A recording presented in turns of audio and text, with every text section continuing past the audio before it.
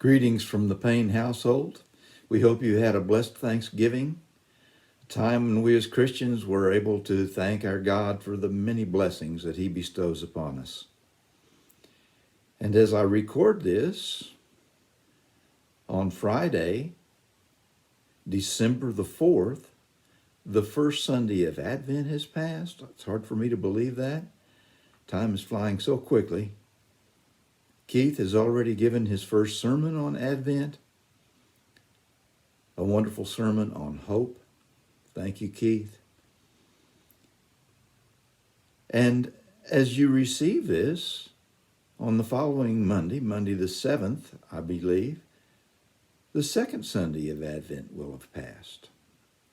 So as we prepare our hearts and minds for the coming celebration of Christmas and the birth of Jesus, as well as His second coming, here's the Advent from the Upper Room Disciplines 2020, a book of daily devotions for Monday, December 7th. The Bible verse for this devotion comes from John 1, verses 6 through 8. There was a man sent from God whose name was John. He came as a witness to testify concerning the light, so that through him all might believe. He himself was not the light. He came only as a witness to the light. And of course, John is referring not to himself, but to John the Baptist, as he writes. The devotion proceeds from there.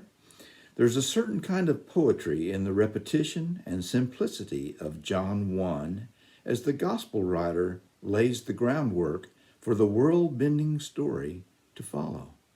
In today's passage, we're told directly that John was sent from God.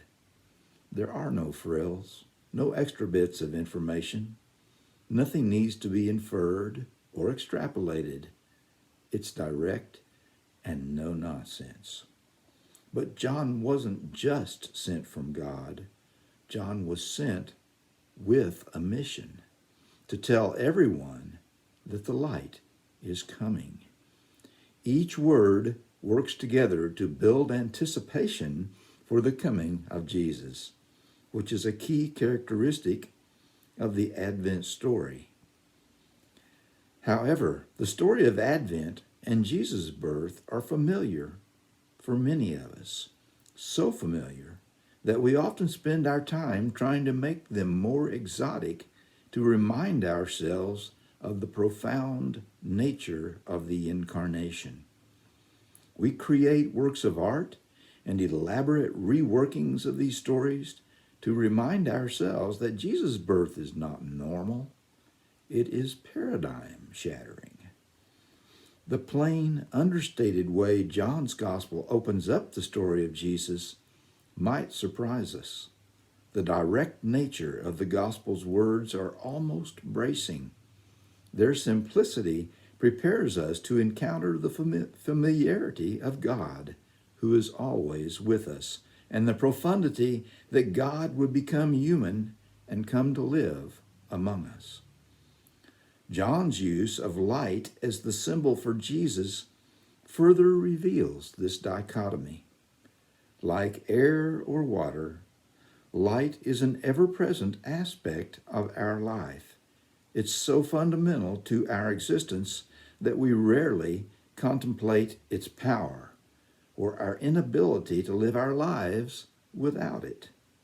John's Gospel reminds us that Jesus is both entirely familiar and profoundly essential to our lives. Would you pray with me, please?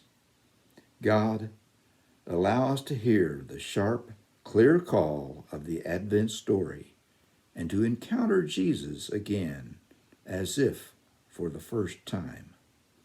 Amen. Sharon and I hope you have had a blessed Thanksgiving, as I said earlier, and that as we pass through Advent, your lives are blessed in many ways by our God and Jesus. Have a great day and Advent season.